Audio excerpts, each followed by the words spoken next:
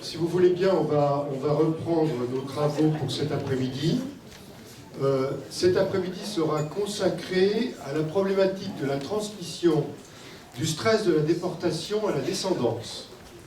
Mais avant de laisser la parole aux enfants de déportés dans la table ronde qui va suivre, il nous a paru judicieux de faire le point sur ce que signifient aujourd'hui les séquelles de stress et les traumatismes psychiques en général.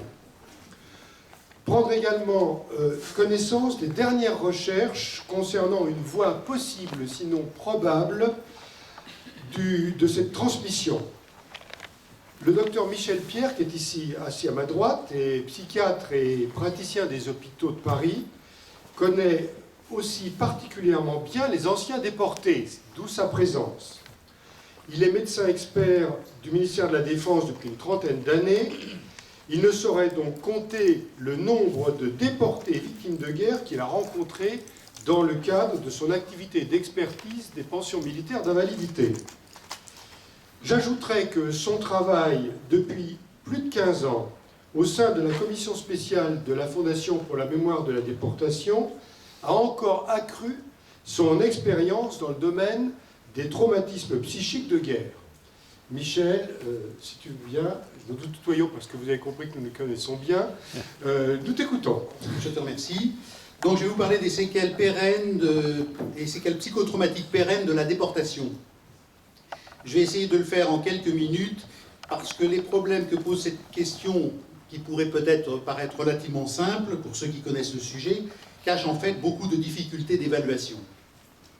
En effet, lorsqu'il s'agit de quantifier dans une étude psychologique l'importance et la gravité d'une épreuve humaine, la déportation constitue le marqueur absolu du traumatisme. Par son inhumanité, par l'importance du désastre moral qu'elle représente, par l'étendue de ses conséquences personnelles et sociales, elle a marqué durablement toute une société. On peut en percevoir le caractère monstrueux aussi bien par les tragédies individuelles que par les chiffres des morts en déportation, en y incluant, comme on l'a dit ce matin, les victimes dans la première année de leur retour, qui seraient de l'ordre de 25%, selon les études du professeur Richer. Si l'on peut concevoir que les privations, les carences, l'usure des corps aient entraîné des disparitions prématurées, nous savons aussi que de nombreuses morts sont survenues à la suite de naufrages psychiques ou de suicides, mais il existe aussi une symptomatologie dont la physiopathologie nous échappe encore. Un long travail de la commission médico-sociale de l'AFMD avait déjà permis, sous la direction de Madame le Dr Chalut, de collecter des travaux originaux et d'en tirer un thésaurus qui reste encore à exploiter, mais la connaissance fine des séquelles psychologiques restait à décrire. Nous savons tous que les déportés présentent des séquelles à type de troubles du sommeil, des cauchemars portant le plus souvent sur des scènes vécues, une fatigue constante, et cela dès le retour des camps, et qui est pensionné sous le terme d'asthénie, de fréquentes périodes dépressives, des phobies pouvant porter sur la foule, sur la nourriture, des troubles de la mémoire et de la concentration, et très fréquemment des troubles du caractère avec irritabilité et colère. Mais premièrement, nous ne savons pas très bien comment ils ont pu se reconstruire dans le temps, faisant acte de résilience, ce mot si à la mode, mais dont on ne comprend pas toujours très bien les ressorts. Et deuxièmement, nous ne connaissons pas véritablement les modifications de leur personnalité, dont on sait simplement qu'elles peuvent présenter de graves altérations. Je suis médecin expert depuis 1989 au ministère des Anciens Combattants, passé maintenant sous le contrôle du ministère de la Défense, et j'ai pu voir en expertise de nombreux anciens déportés. De plus, comme dans les années 2000, il restait encore beaucoup de survivants des camps, malgré la forte mortalité qui les avait frappés à leur retour. J'ai souhaité aussi m'associer à un travail de recherche mené par le docteur Jean-Michel André et proposé dans le cadre de la FMD sur les séquelles psychologiques 60 ans après la déportation. Cette perspective avait l'ambition de mettre non seulement en évidence des séquelles psychotraumatiques déjà bien connues et que je viens d'évoquer, mais aussi de mieux appréhender les mécanismes qui avaient permis aux déportés de poursuivre leur existence. La commission médico-sociale de l'AFMD a donc proposé à 50 d'entre eux de participer à cette étude pour laquelle ils se sont tous montrés volontaires. Leur expérience nous paraissait nécessaire, à nous, médecins et psychologues de la commission médico-sociale de la FMD, non pour construire une réflexion d'ordre historique, ce n'est pas à proprement parler leur témoignage qui nous intéressait, mais pour répondre à un certain nombre de questions et d'hypothèses psychologiques. Encore une fois, il ne s'agissait pas pour nous de récolter de nouvelles informations historiques, mais bien plutôt de nous interroger sur ce qui avait permis à ces hommes et à ces femmes de survivre. Cette étude, qui n'est pas terminée, devra donner lieu à une communication spécifique. Elle apportera, nous l'espérons, un éclairage nouveau sur les séquelles psychologiques pérennes de la déportation, non pas tant sur les manifestations connues et décrites de longue date, que sur des aspects plus complexes. Les séquelles décrites, donc en gros le syndrome asthénique, sont communes en fait avec celles que peuvent présenter les victimes de traumatismes psychiques et que l'on appelle maintenant le PTSD, Post-Traumatic Syndrome Disorder, qui est le syndrome psychotraumatique d'apparition différée. Cela peut paraître étonnant parce que la phénoménologie de la situation initiale de la déportation n'est pas la même que lors d'un accident de voiture, par exemple, mais force est de constater que la symptomatologie est bien similaire. Cela revient à poser la question des traumatismes psychiques. Vous savez que c'est un sujet qui est assez à la mode depuis quelques années. En fait, si le problème des traumatismes psychiques occupe depuis un siècle environ un espace incontournable dans le champ des troubles mentaux, il n'est pas pour autant parfaitement clarifié. Leur description, aussi bien que leur mécanisme, restent encore obscurs, même s'ils font l'objet d'une importante littérature. Il faut dire que depuis la fin du XIXe siècle, on trouve des éléments de confusion entre le champ de la psychologie et celui de la neurologie. En effet, on parlait à l'époque d'ébranlement du cerveau et on faisait référence alors à de micro-lésions de la matière cérébrale dont on ne savait pas si les traumatismes psychiques n'en étaient pas une conséquence. Cette question se posait exactement en ces termes quand une partie des fondateurs de la psychologie, comme Théodule Ribot ou Freud, se pressait autour du grand neurologue Charcot à l'hôpital de la Salpêtrière à Paris. Son service recevait en effet beaucoup de traumatisés crâniens, blessés au cours des accidents de chemin de fer, et qui étaient à la fois des blessés de la tête et des blessés psychiques. Ces Rollway Spin, comme on disait, ouvraient donc sur une vision très neurologique, avec la théorie de l'ébranlement du cerveau, qui prévalait sur des approches plus psychopathologiques. Il faut bien voir aussi autre chose. C'est que si le sujet du psychotraumatisme paraît aujourd'hui bien appartenir au champ médical, depuis un siècle donc, il n'en a pas toujours été ainsi. Les œuvres anciennes qui portent témoignage d'une telle préoccupation émanent en effet toutes d'historiens ou d'hommes de lettres et non de médecins. C'est ainsi que nous trouvons dans l'Antiquité des descriptions évocatrices de psychotrauma chez Hérodote, Lucrèce ou Lucain, qui mentionnent d'ailleurs des cauchemars et des visions terribles à l'issue de bataille, et plus tard chez Sénèque, Pline, Tacite et Valère Maxime. En fait, les médecins de l'Antiquité, dont nous connaissons beaucoup d'écrits, ne se préoccupaient des maladies que dans leur expression somatique, et ils nous paraissent s'être véritablement emparés du traumatisme psychique que par le biais des passions qui relevaient, elles, du registre de la philosophie. Les médecins avaient pourtant identifié quantité de maladies, y compris des maladies mentales, mania, mélancolie, frénétisme, c'est-à-dire délire avec fièvre, stultus, démence, mais n'avaient jamais développé la thématique des effractions psychiques et donc du psychotrauma. Et cette absence de description médicale perdura pendant plus de 20 siècles. Lorsque Froissart, Agrippa d'Aubigné, Shakespeare ou Voltaire, décrivant le tremblement de terre de Lisbonne, firent part de leurs observations, ce fut en tant qu'historien et écrivain, mais il n'y eut jamais de médecin. Le terme traumatisme psychique n'est apparu finalement qu'en 1878, sous la plume d'un neurologue allemand, Eulenburg. Et ce fait, que les médecins ne se soient emparés du traumatisme psychique au siècle dernier n'est pas anodin. En effet, je me souviens du temps, pas si éloigné que ça, c'est-à-dire il y a encore 2 ou 3 décennies, où la majeure partie des médecins du ministère des Anciens Combattants, reflétant sans doute ce que pensait le corps médical dans son ensemble, ne croyaient pas dans la réalité des traumatismes psychiques et estimaient que les chocs émotionnels relevaient d'un confort rapide en attendant que cela passe, ou bien encore qu'il s'agissait d'une faille narcissique, comme les psychiatres et les psychanalystes de l'époque aimaient à le dire, rejetant les troubles du côté d'une organisation antérieure de la personnalité.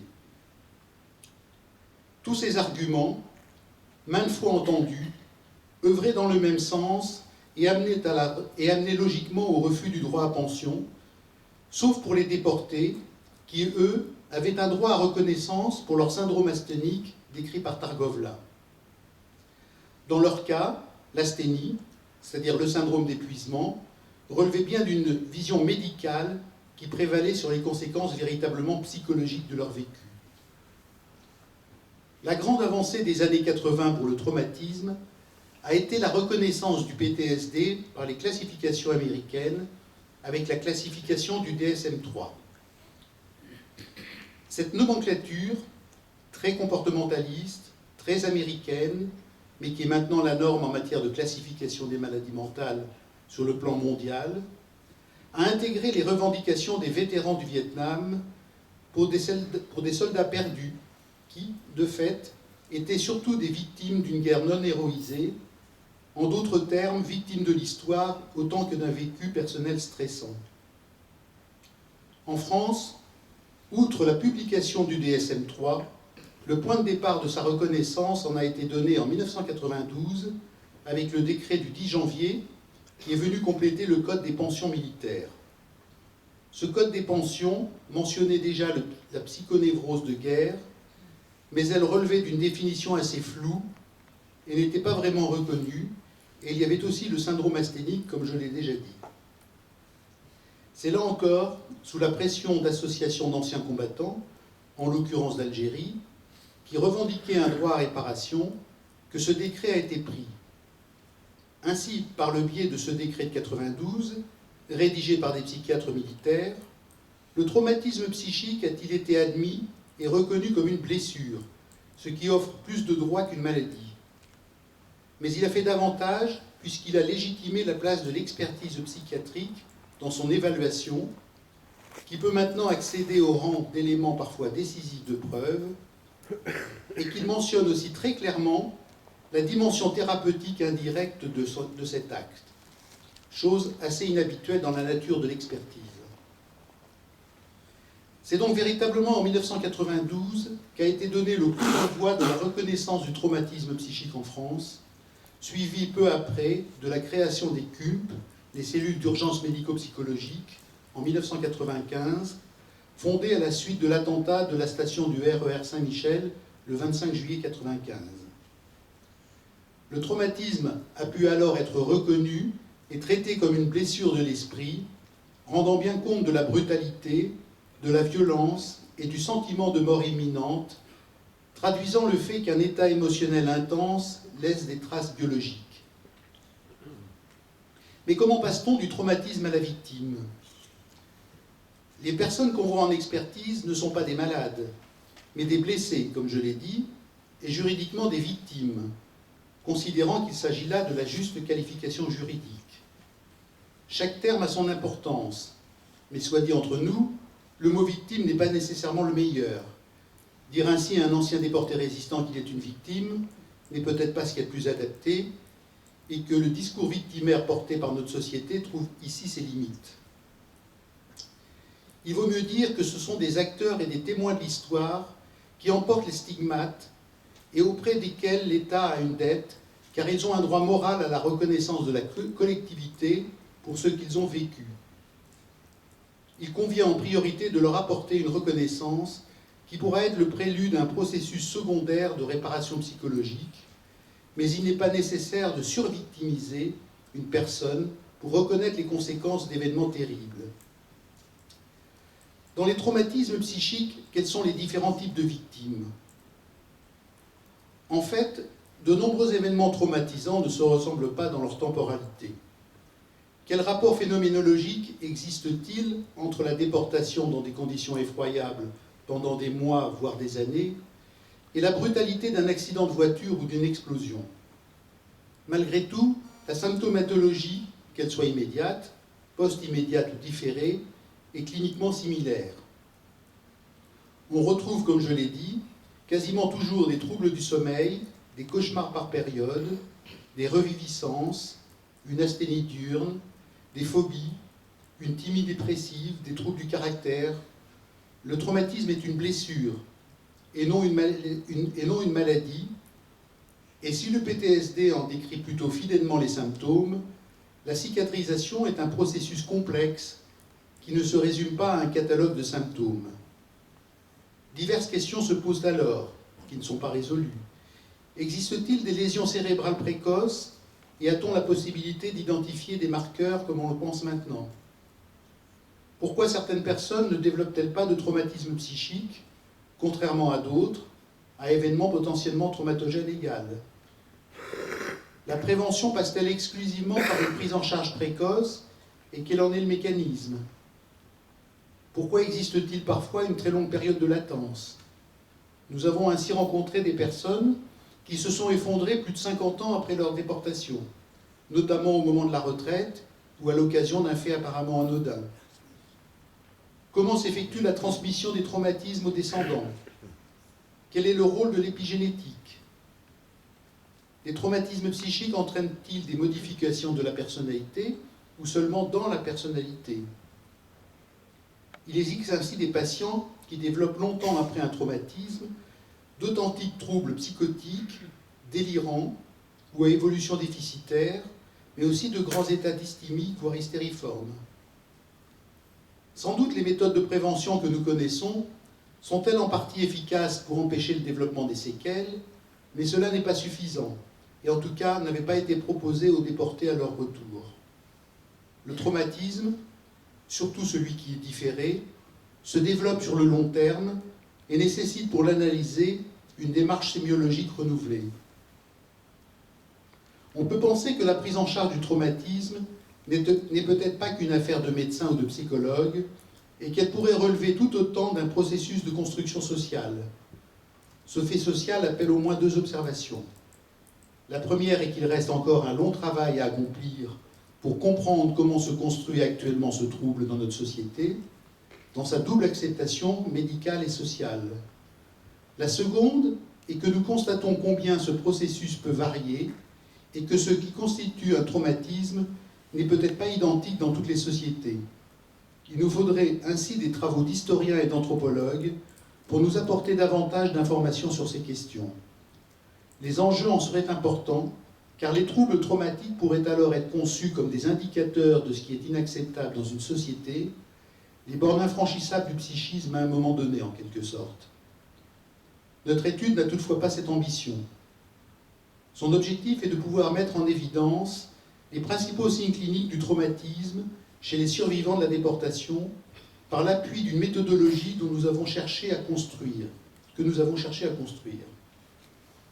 Je vais donc vous parler maintenant de l'étude à proprement parler, menée dans le cadre de la FMD, et pour commencer, de l'échelle d'évaluation standardisée, qu'on appelle la CAPS. Alors, après l'entretien biographique mené par le docteur Jean-Michel André, qui a noté les modes de retour des déportés pour répondre à la question de ce matin, et avant la passation du test de Rorschach, qu'on appelle plus précisément un test de guidance projective et qui est proposé par M. Serge Raymond, psychologue clinicien. Donc entre les deux vient se placer l'évaluation des séquelles psychotraumatiques visant à donner la photographie la plus exacte possible des traces de la déportation dans le fonctionnement psychologique et dans ses conséquences sociales. Pour cela, il existe en pratique un certain nombre d'outils psychométriques, mais celui dont nous nous sommes le plus inspirés est la CAPS, qui est une échelle d'évaluation clinique structurée, anglo-saxonne, destinée à évaluer les symptômes d'un état de stress post-traumatique décrit dans le DSM-3. C'est ainsi que nous avons retenu les troubles du sommeil, sa durée, avec présence ou non de cauchemars et variété de la thématique, les reviviscences pouvant inclure des flashbacks, une souffrance psychologique en présence de certains événements rappelant la déportation et la réactivité physiologique, la tendance à l'évitement de certaines situations, les troubles de la mémoire et de la concentration, un désintérêt pour certaines activités, l'asthénie, la fatigabilité, le sentiment d'être détaché ou étranger vis-à-vis des autres, la difficulté à ressentir des émotions, les troubles du caractère avec irritabilité et accès de colère, l'hypervigilance. Au travers de ces tests, nous nous sommes beaucoup attachés à relever les conséquences sociales et familiales de la symptomatologie séquelaire et avons aussi noté les pathologies somatiques associées, comme par exemple une hypertension artérielle, un ulcère gastro-duodénal, une maladie de peau, un diabète, etc. Cependant, il faut comprendre que si l'évaluation psychométrique correspond bien à la photo des troubles à un moment donné, elle ne rend pas tellement compte de la durée et de la variabilité des processus. Or, ce qui nous intéresse, ce n'est pas tant le cliché lui-même que le film dont il est tiré. De plus, dans le cas de notre étude, et pour reprendre la même métaphore, nous avions affaire à un très long métrage, ce qui veut dire que nous étions bien conscients que les symptômes avaient pu largement évoluer selon les périodes de la vie. Il nous fallait donc pouvoir intégrer l'ensemble de ces paramètres, sans toutefois trop fatiguer nos déportés âgés et sans faire durer trop longtemps notre entretien. Puis l'utilisation des tests de Rorschach, passés après l'entretien psychométrique, nous a donné des indications précieuses et il nous semble que le résultat donne une image assez juste des troubles présentés. Une seule personne parmi les 50 souffrait de troubles psychotiques, mais ce chiffre de 1 sur 50 rejoint la fréquence attendue de 2% présentant des troubles mentaux, c'est-à-dire schizophrénie et troubles bipolaires confondus, parmi une population de référence. On peut donc affirmer que la population que nous avons examinée ne souffre pas de maladie mentale, ce dont nous n'avions jamais douté, mais de troubles que l'on peut qualifier de séquelaires d'un PTSD et qui ont pu évoluer au fil du temps. Ces troubles restent malgré tout importants et parfois invalidants. Mais ce qui est aussi intéressant à noter est la modification de certains traits de personnalité. Et c'est cette question cruciale des rapports du traumatisme à la personnalité qui nous est apparue comme étant peut-être la question la plus féconde, mais aussi la plus difficile. Mais avant d'aller plus loin, il est nécessaire de souligner la grande différence théorique que l'on fait entre des approches de troubles catégorielles, c'est-à-dire qui se laissent catégoriser dans une procédure quantitative, et une approche plus dimensionnelle, qui est une procédure d'ordonnancement, au sens d'une relation d'ordre, qui repose sur une comparaison pertinente de diverses séquences entre elles. Je vais essayer d'être plus simple. Les maladies mentales relèvent ainsi d'une classification catégorielle, comme pour le reste de la médecine, alors que les troubles de la personnalité relèvent d'une doctrine de continuité. On peut donc opposer les variations anormales de la structure mentale aux maladies mentales, pour lesquelles on pourrait supposer des causes biologiques. En matière de traumatisme psychique, la réflexion la plus pertinente à l'heure actuelle ne porte donc pas tant sur la description des troubles post-traumatiques, qui est une classification catégorielle, que sur la notion de dissociation structurelle de la personnalité, ce qui renvoie aux travaux de Pierre Janet sur une division de la personnalité ou de la conscience et qui date de 1887. En effet, qu'est-ce que la personnalité ? C'est un terme qui désigne l'organisation psychologique la plus habituelle d'une personne dans ses relations avec le monde. Il vient du latin persona, qui veut dire masque, et qui fait référence à la permanence de l'identité des personnages dans le théâtre. Si depuis Hippocrate on parle de tempérament, puis plus récemment de caractère, de constitution ou d'habitus, l'occurrence du terme personnalité en revient à Théodule Ribot, créateur de la psychologie française, qui a décrit en 1883 les maladies de la personnalité, à côté des maladies de la mémoire et des maladies de la volonté. Cet ami de Bergson, professeur de Pierre Janet, qu'il poussa à étudier la médecine, normalien et agrégé de philosophie comme eux, s'était intéressé à la mesure et à la quantité des faits psychiques. C'est donc le désir de créer une psychologie expérimentale, en partant des troubles psychiatriques, pour ensuite aller explorer le fonctionnement normal de l'esprit, qui caractérise le travail de ce grand théoricien et précurseur. Pour lui, la personnalité était la fonction psychologique par laquelle un individu se considère comme un moi, un et permanent. Cette fonction, qui peut être altérée, ouvre sur la perspective de décrire des maladies de la personnalité. Même si la psychologie a proposé depuis des dizaines de définitions, dont aucune n'a été consensuelle, les recherches se sont poursuivies, jusque et y compris dans la psychologie américaine contemporaine, qui est, comme je l'ai déjà dit, beaucoup éloignée des conceptions européennes. Il n'en demeure pas moins que les variétés des troubles de la personnalité restent importantes, aussi bien dans leur description que dans leur terminologie. Pour Pierre Janet, le phénomène initial est la dissociation mentale, qui est la base première de toute pathologie psychique. Il suggère que c'est l'accumulation latente de troubles divers qui rend angoissé, inquiet, fatigué, épuisé, d'où l'asthénie. Cela peut aller jusqu'à rétrécir l'esprit sur quelques comportements élémentaires, répétés par ailleurs indéfiniment, alors que les diverses autres sensations sont en quelque sorte négligées ou au contraire scandées en idées fixes et obsessions, dissociées. On remarquera au passage l'écart qui existe entre les idées de Pierre Janet, qui conçoit un lien organique entre personnalité et symptômes, et la théorie élaborée par son contemporain Freud, dans laquelle les névroses sont des régressions vers des stades de développement antérieurs. Pour Pierre Janet, c'est la phobie du souvenir traumatique qui empêche la pleine conscience de l'expérience traumatisante et qui bloque ensuite les capacités du sujet à s'engager dans d'autres actions adaptatives, générant alors des troubles tels qu'angoisse, phobie, limitant alors la tension psychologique et altérant le niveau mental.